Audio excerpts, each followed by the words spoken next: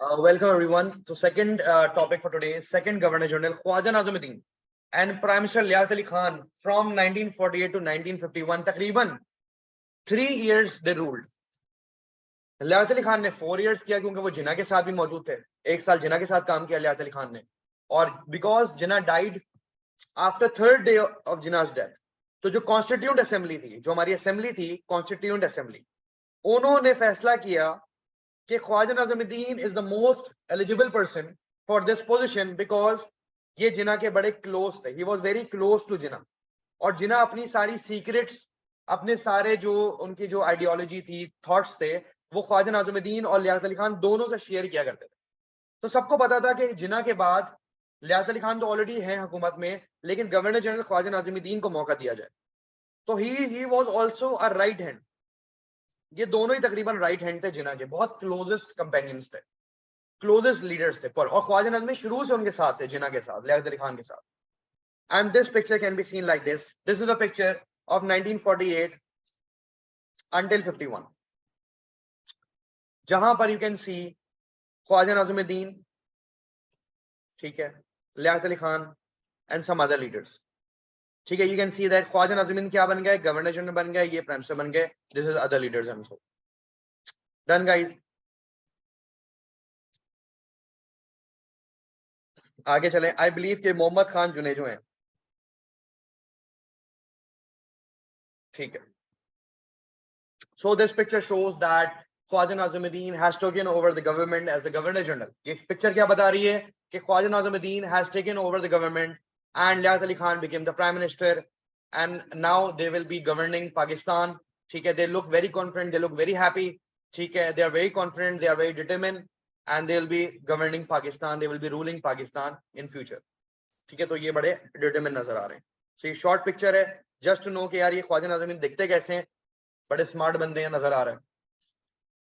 ठीक है. अच्छा, अब हम बात करेंगे सक्सेस और फेलियर्स. कोई भी गवर्नमेंट मेरे साथ आप पढ़ोगे ना, कोई भी गवर्नमेंट हम पढ़ेंगे, ये सारी गवर्नमेंट्स में से, ये सारी गवर्नमेंट्स में सबके सक्सेस और फेलियर्स आपको पता होना चाहिए. अगर आप सक्सेस और फेलियर्स करके पढ़ोगे, your life will be easy. क्यों? जो फेलियर्स हैं वो हमेशा डाउनफॉल का सवाल आता है, और डाउनफॉल मेजॉरिटी 7 मार्क्स में आता है. 14 में भी आ सकता है, लेकिन majority times it has appeared in 7 marks. कि भाई डाउनफॉल बताओ, ख्वाजा नाज़िमुद्दीन के, लियाकत अली खान के डाउनफॉल, गुलाम मोहम्मद के, एनी गवर्नमेंट, इन सब के डाउनफॉल के सवाल आ सकते. ठीक है. अच्छा, सेक्शन 3 की जो प्रेडिक्शंस हैं टॉपिक्स की, वो काफी जो है ना वो क्लियर है, पता होता है कि क्या टॉपिक्स आएंगे एग्जाम में. तो I will give you the guest paper later on. Workshop भी होगी अप्रैल में, हमारा गेस्ट पेपर भी आपको मिलेगा. तो वो बहुत एक एक्यूरेट, सेक्शन 3 की मैं कहूंगा कि एक्यूरेट आपको प्रेडिक्शन मिल जाएगी कि what type of questions it will appear. क्योंकि सेक्शन 3 में इतने टॉपिक्स नहीं है, तो उसमें आपको पता चल जाता है कि कौन कौन से टॉपिक्स आएंगे. हर साल कौन से टॉपिक आते हैं? नवाज शरीफ, बेनजीर हर साल आता है तकरीबन, ज्यादातर. याद रखिएगा, जियाउल हक, भुट्टो और अयूब, इनमें से एनी वन जरूर आता है हर साल. और बहुत सालों से ख्वाजा नाज़िमुद्दीन और ये जो अर्ली गवर्नमेंट्स हैं, ये कौन सी गवर्नमेंट है? This is called early governments. Early governments नहीं आई बहुत सालों से. ख्वाजा नाज़िमुद्दीन नहीं आए, गुलाम मोहम्मद नहीं आए, बहुत सालों से नहीं आए. ये तो टॉपिक बिल्कुल रेयर आते हैं, और इसका मतलब ये है कि आ सकते हैं. ठीक है, इट कैन अपीयर. तो इंशाल्लाह before the CIs I will tell you my prediction about these topics. Do not leave any topic, prepare 100%. जो इंपॉर्टेंट होते हैं उसको ज्यादा देखना पड़ता है, किसी को छोड़ने का मकसद नहीं है. ठीक है, never do this like that. तो फर्स्ट थिंग जो इन्होंने की, सक्सेस है ऑफ कोर्स. एक जो पहली सक्सेस है ख्वाजा नाज़िमुद्दीन, क्योंकि गवर्नर जनरल है, हेड ऑफ पाकिस्तान है, हेड ऑफ द गवर्नमेंट है, हेड ऑफ द आर्मी है. प्राइम मिनिस्टर लियाकत अली खान को ख्वाजा नाज़िमुद्दीन के ऑर्डर्स को फॉलो करना होगा, क्योंकि हेड कौन है? Khwaja Nazimuddin. Governor general head होता है, और लियाकत अली खान इनकी बातों को फॉलो करेंगे, ये अकॉर्डिंग टू लॉ है. ठीक है, इनकी अच्छी एक बॉन्डिंग भी थी, अंडरस्टैंडिंग बहुत थी. ख्वाजा नाज़िमुद्दीन, लियाकत अली खान और जिन्ना, ये 3 बंदों की अपनी आपस में अंडरस्टैंडिंग बहुत अच्छी थी. तो ख्वाजा नाज़िमुद्दीन को पता था कि यार लियाकत अली खान, क्योंकि वो लॉ जानते हैं, एजुकेटेड बहुत थे, तो लियाकत अली खान के पास वो कॉन्फिडेंस है कि मुल्क में क्योंकि मसाइल इतने हैं तो Khwaja Nazimuddin required more help, इनको ज्यादा हेल्प चाहिए थी, इनको हेल्प चाहिए थी कि यार मुझे, क्योंकि मसले इतने थे, प्रॉब्लम्स इतनी थी, और सबसे बड़ी मसला क्या था इनके टेन्योर में, इनकी गवर्नमेंट में सबसे बिगेस्ट मसला क्या था कि पाकिस्तान हैड नो कॉन्स्टिट्यूशन। अब नो का मतलब है कि पाकिस्तान का अपना कॉन्स्टिट्यूशन नहीं था। However we were using 1935 government of India act, जो कि ब्रिटिश वाला एक्ट था। ये तो ब्रिटिश का था ना, जो कि हम मजबूरी में यूज कर रहे थे, ये मजबूरी में यूज कर रहे हैं, ठीक है। We have to make our own constitution. आप याद रखिएगा कि जिस नबी सल्लल्लाहु अलैहि वसल्लम ने हमें चार्टर ऑफ मदीना दिया, हमें पूरे कुरान पाक एक लॉ है, हदीस पूरा एक लॉ है, इजमा कियास पूरा एक लॉ है, ठीक है, ट्रीटी हुदैबिया पूरा एक लॉ है, ऐसे लॉज हमारे नबी ने दिया, और लेकिन हमें बड़ा लेट कर दिया हमने लॉ को समझने में, बनाने में, हम सब ने। तो Khwaja Nazimuddin wanted to work on constitution with Liaquat Ali Khan, तो इन दोनों की अंडरस्टैंडिंग अच्छी थी। तो ख्वाजा नाज़िमुद्दीन ने परमिशन दे दी लियाकत अली खान को कि you can take my responsibilities, क्योंकि गवर्नर जनरल कौन थे, ख्वाजा नाज़िमुद्दीन, इनके पास सारी पावर्स हैं। क्या पावर्स हैं? सारी। तो इन्होंने अपनी ऑल पावर्स लियाकत अली खान को दे दी, कि मतलब गवर्नर जनरल वाली जो पावर्स हैं वो लियाकत अली खान को मिल गई। मतलब इनकी अंडरस्टैंडिंग थी आपस, ये नहीं था बाकी लोगों की तरह कि ये मेरी सीट है वो मेरी सीट है, नहीं नहीं, बहुत अच्छी अंडरस्टैंडिंग थी। तो ख्वाजा नाज़िमुद्दीन ने कहा कि यार तुम कर लो मैं कर लूं, एक ही बात है, कोई बात नहीं। तो इन्होंने अपनी पावर्स लियाकत अली खान को दी थी, क्योंकि इनके पास सारी पावर्स थी। लॉ बनाने की पावर्स भी किसके पास थी? लियाकत अली खान, क्योंकि Liaquat Ali Khan was more experience. Mariam, Liaquat Ali Khan बहुत एक्सपीरियंस थे, ठीक है, लॉ ज्यादा जानते थे, कॉन्स्टिट्यूशन पे काम कर रहे थे, सिंस दैट जिना भी काम कर रहे थे, लेकिन जिना डाइड टू अर्ली। जिना भी काम कर रहे थे मुल्क के लिए, लेकिन जिना की हेल्थ ऐसी थी। फिर लियाकत अली खान और जिना बहुत मिलकर काम कर रहे थे लॉ, तो उन्होंने कहा ख्वाजा के नाज़िमुद्दीन ने, ख्वाजा नाज़िमुद्दीन ने, कि लियाकत अली खान आप मुल्क चलाएं, कोई मसला नहीं, फुल हैंड है आपको, आप फुल पावर्स में आपको दे रहा हूं, आप चलाएं मुल्क, कोई बात नहीं। ठीक है, वेरी गुड।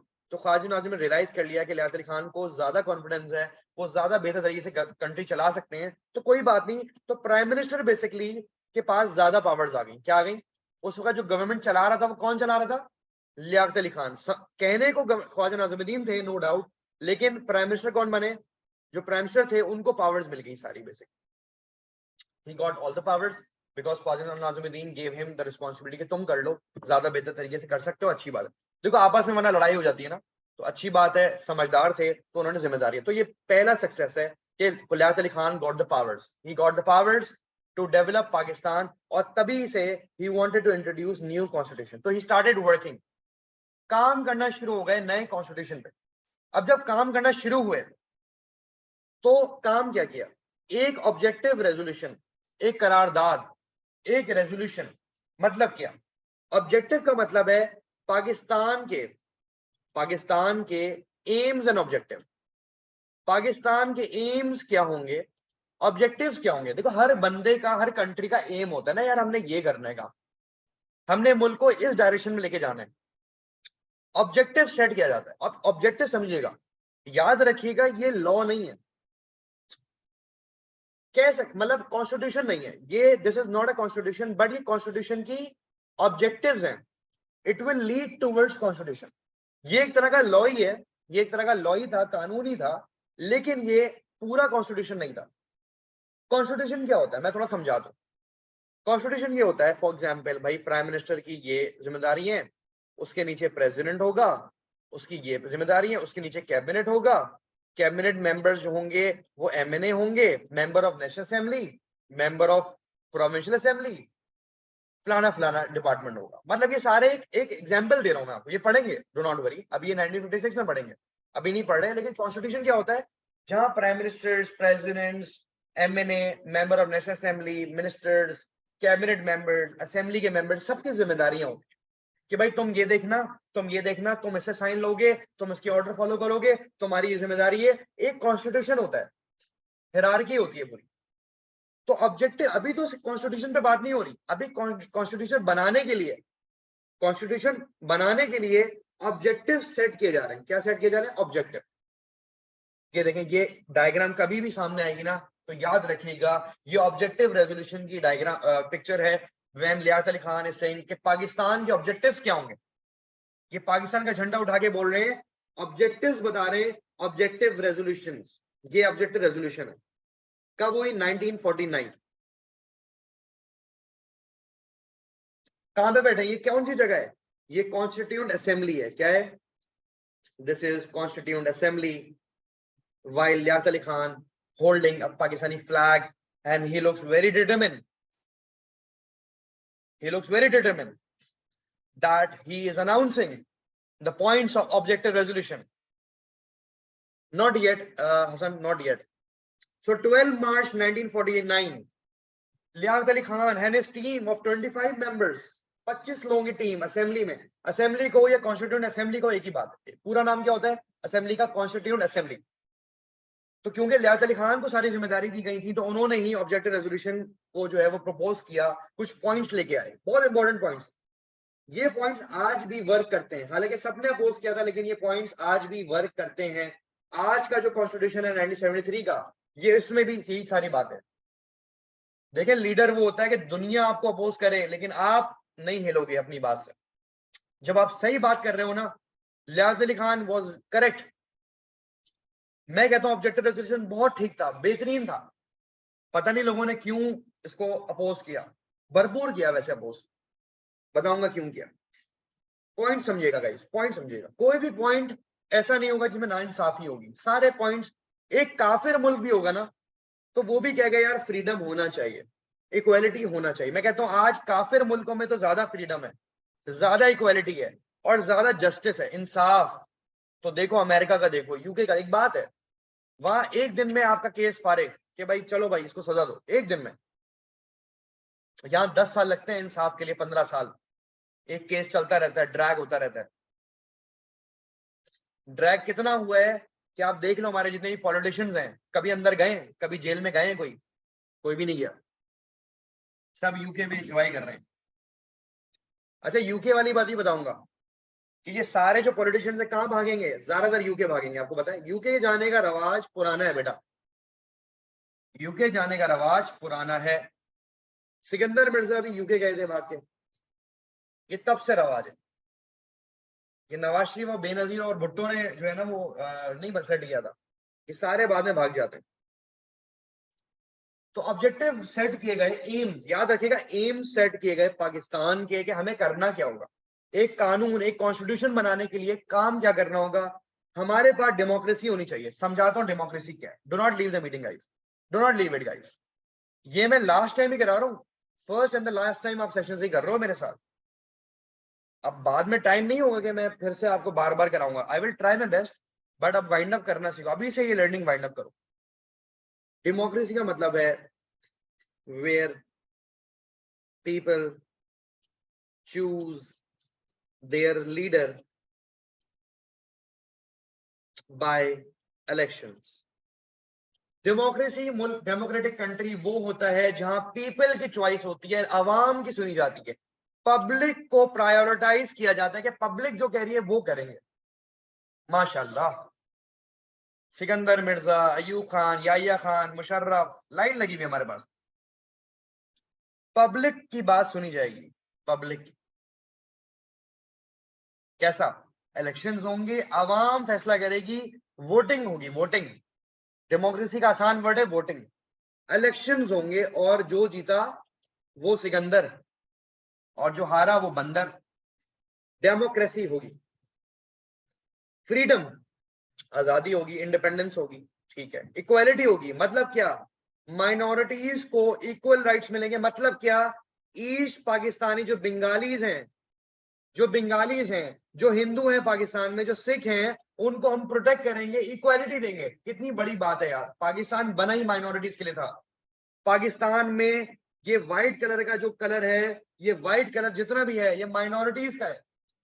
ये मुल्क माइनॉरिटीज का है, ये मुल्क माइनॉरिटीज का है। ये चांद सितारा दूसरे कलर का भी हो सकता था, ये व्हाइट ही रखा है। ये चांद सितारा भी ग्रीन हो सकता था, जो ग्रीन कलर इस्लाम को रेफर करता है, ये इस्लाम है, नो डाउट। लेकिन ये उतना ही माइनॉरिटीज के लिए कि आपको लगता है ये कम माइनॉरिटी है, नो। इन्होंने यहाँ व्हाइट कलर डाल के इक्वालिटी का इजहार किया है कि ये झंडा बता रहा है इक्वल कलर्स हैं, कि इस हरा रंग सफेद रंग के साथ जाता है, ये इस्लाम दूसरे रीजन के साथ जाता है, ये बता रहा है ये झंडा आपको। मतलब मेजोरिटी मुसलमान है तो उस मेजोरिटी माइनॉरिटी के बगैर ना काफी है, पाकिस्तान बनेगा नहीं। मिक्स किया है, देखें आप सोचें, मिक्स है, ये नहीं कि इतना सा पाकिस्तान उनका है, नो। जहां हरा कलर होगा ना वहां ये चांद सितारा उनको दिल में रखा है हमने जगह, माइनॉरिटीज की दिल है हमारा। ये चांद सितारे क्या है, हार्ड है भाई, मोहब्बत है हमें आपसे, माइनॉरिटीज के लिए पाकिस्तान है। हमने कहा इक्वालिटी देंगे, सुनिएगा, लेकिन ईस्ट पाकिस्तान कहते हैं हमें इक्वालिटी नहीं चाहिए। बंगालीज ने कहा हमें इक्वालिटी नहीं चाहिए। क्या बात है, कैसे मुसलमान हो, कहते हमें इक्वालिटी नहीं चाहिए। अच्छा भाई क्यों, वजह बता दो, बना लेंगे मेरे साथ बॉक्स। ये आ गया ईस्ट पाकिस्तान, ये आ गया west, draw this to understand equality. ये है बंगाल और ये हमारा पाकिस्तान जहां हम रहते हैं, फॉर एग्जाम्पल, ठीक है, वेस्ट पाकिस्तान। अब हमने कहा इक्वालिटी, तो ये कह रहे हैं नो इक्वल, हमें इक्वालिटी नहीं चाहिए। बंगालीज कह रहे हैं हमें इक्वालिटी नहीं चाहिए। हमने कहा अच्छा क्यों नहीं चाहिए, अब वजह पूछी हमने, वजह बताओ क्यों। वो कह रहे हैं हम एक प्रोविंस हैं और तुम 4 प्रोविंस हो। अच्छा बात उनकी भी ठीक है, हम लोग 4 प्रोविंस कौन से, सिंध, पंजाब, बलूचिस्तान, NWFT। बात उनकी भी ठीक है कि तुम 4 प्रोविंस, हम एक प्रोविंस, मतलब क्या 4:1, ये तो बहुत कम है। तुम 4 हिस्से, हम एक, मतलब तुम्हें 400 सीटें मिले तो हमें 100 मिले, यही हुआ ना। अब इक्वालिटी नहीं चाहिए, वो कहते नहीं हमें भी 400 सीटें दो, हमें भी कितनी दो। अब ये हो नहीं सकता, ये हो नहीं सकता कि एक सूबे को ही हम 400 सीट दे दें। एक बात है ना, आइडियली कुछ चीजें पॉसिबल नहीं होती। अब मसला हो गया भाई, मसला हो, इंडिया तो चाहता ही था मसला हो, इंडिया तो चाहता ही था पाकिस्तान मसलों में रहे, और वो रहेगा, आज तक मसले में है। इंडिया को पता था कि ये मसला है, बंगालीज मसला करेंगे। बंगालीज की नेचर जरा अलग होती है, वो हमारे साथ रह भी नहीं सकते, वो बिल्कुल अलग दिमाग के लोग हैं, मतलब अलग ही लोग हैं, ठीक है। तो इंडिया वालों को पता था कि पाकिस्तान को प्रॉब्लम क्रिएट करेंगे, एक छोड़ दो उनको ना, जैसे दुश्मन पे कुत्ते छोड़ देते ना इंसान, उसी तरीके से हम पर बंगाली छोड़ दिए गए थे कि तुम फसाद करते रहना। तो समझ आई। दूसरा मसला क्या था गाइस, मैं बहुत डिटेल में पढ़ाने वाला हूं, मैं तभी थोड़ा फास्ट ट्रैक पे लेके आया हूं सेक्शन 3 स्टार्ट। अब आपको समझ में आ रहा होगा कि यार ये पॉइंट्स हैं क्या। मसला क्या था गाइस, इनकी इनकी जो पॉपुलेशन थी वो 40 से 50 मिलियन थी और हमारी थी 30 मिलियन। अब हमारे 4 सूबों में हमारी पॉपुलेशन कम, उनकी ज्यादा। अब ये कहते हैं हमें मोर सीट्स चाहिए। अबे भाई ये एक मसला। अब पता है आपको हम इनको ज्यादा सीटें क्यों नहीं देते, हम ज्यादा सीटें इनको क्यों नहीं देते। अगर ज्यादा सीटें इनको दे दी तो इनका ही प्राइम मिनिस्टर आएगा या गवर्नर जनरल जो भी होगा वो इनका हेड होगा, और फिर बंगाली लैंग्वेज होगी, फिर बंगाली लॉज होंगे, फिर बंगाली कल्चर होगा, बंगाली हीरोज होंगे, फिर बांग्लादेश बन जाएगा पूरा पाकिस्तान, फिश मार्केट।